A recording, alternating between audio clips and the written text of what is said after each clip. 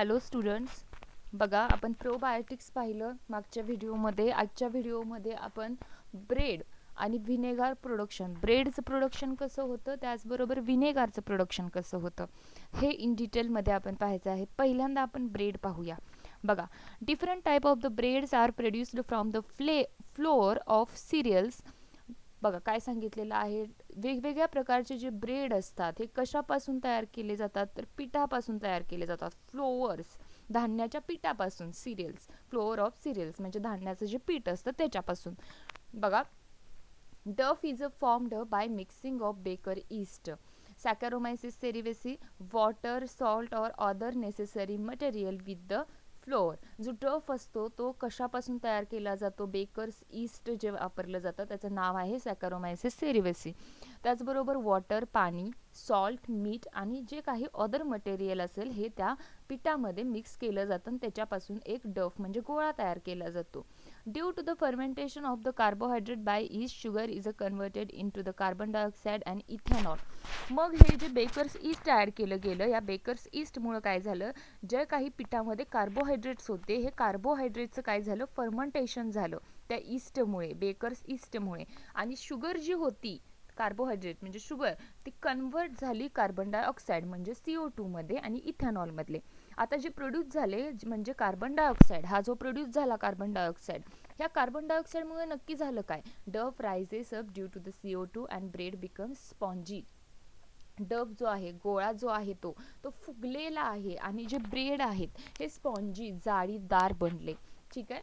Compressed east is used in the commercial bakery industry. Compressed east हे मोठ्या प्रमाणात वापरलं जातं बेकरी इंडस्ट्रीमध्ये. It is available in the dry granular form of the domestic use. आणि त्याचप्रमाणे ते ड्राय आणि ग्रॅन्युलर फॉर्ममध्ये सुद्धा अवेलेबल असतं. Yeast produced for the commercial use contain various useful content like carbohydrate, fat, protein, various vitamin and minerals. आता हे जे ईस्ट प्रोड्यूस झालं कमर्शियल यूजसाठी, यामध्ये कार्बोहायड्रेट असतात म्हणजे कर्बोदके असतात, फॅट मेद असतात, प्रोटीन प्रथिने असतात, व्हॅरियस विटॅमिन जीवनसत्वे असतात आणि मिनरल्स म्हणजे खनिजे असतात. Due to this bread and other product produced with the help of the yeast become nutritive. त्याच्यामुळे काय होतं की ते ब्रेड जो तयार होतो किंवा अदर प्रोडक्ट असतील जे प्रोड्युस्ड होत आहेत या ईस्टच्या साह्याने हे जास्त न्यूट्रिटिव्ह असतात, आपल्या बॉडीला न्यूट्रिशन प्रोव्हाइड करण्याचं काम करतात. Ingredient like vinegar, soya sauce and the monosodium glutamate म्हणजेच Ajinomoto that are used in the presently popular Chinese food are produced by the microbial fermentation. आपण चायनीज फूड खातो त्याच्यामध्ये जे व्हिनेगार, त्याचबरोबर सोया सॉस वापरला जातो, मोनोसोडियम ग्लुटामेट म्हणजे ज्याला अजिनोमोटोस आपण म्हणतो, हे यूज केलं जातं, हे तयार केलं जातं, हे चायनीज फूडमध्ये जे यूज केलं जातं हे मायक्रोबियल फर्मेंटेशन पासूनच तयार केलं जातं. हे झालं ब्रेड प्रोडक्शन कसं होतं. आता व्हिनेगार प्रोडक्शन कसं होतं. बघा, व्हिनेगार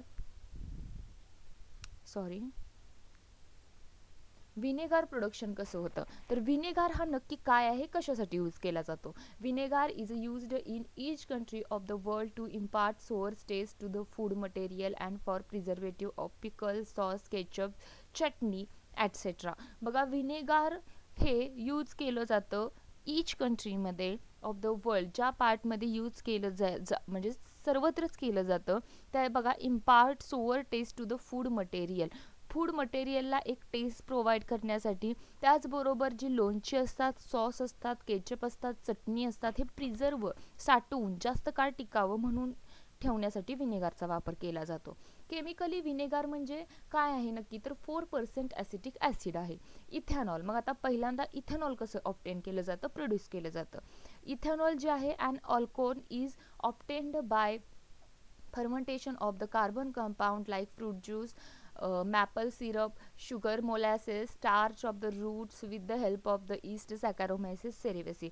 इथेनॉल एक अल्कोहोल आहे जे ऑप्टेन केलं जातं फर्मेंटेशन करून कार्बन कंपाऊंडचं, ज्याच्यामध्ये फ्रूट ज्यूसेस येऊ शकतात, मॅपल सिरप येऊ शकतं, शुगर मोलॅसेस असतात ते येऊ शकतात आणि स्टार्च जे रूटमध्ये असतं ते येऊ शकतं.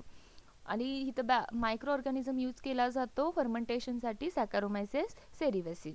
बघा, mixture of the bacteria strain like acetobacter and the gluconobacter is mixed with the ethanol for the microbial degradation. आता जे इथॅनॉल मिळालेलं आहे त्याच्यामध्ये आपण ॲसिटोबॅक्टर आणि ग्लुकॅनोबॅक्टरचं मिक्सचर म्हणजे मिश्रण आहे ते मिक्स केलेलं आहे, ते आपण एकत्र करून टाकलेलं आहे.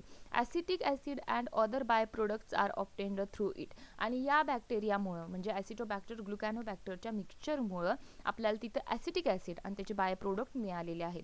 Acetic acid is separated from the mixture by the rare fraction.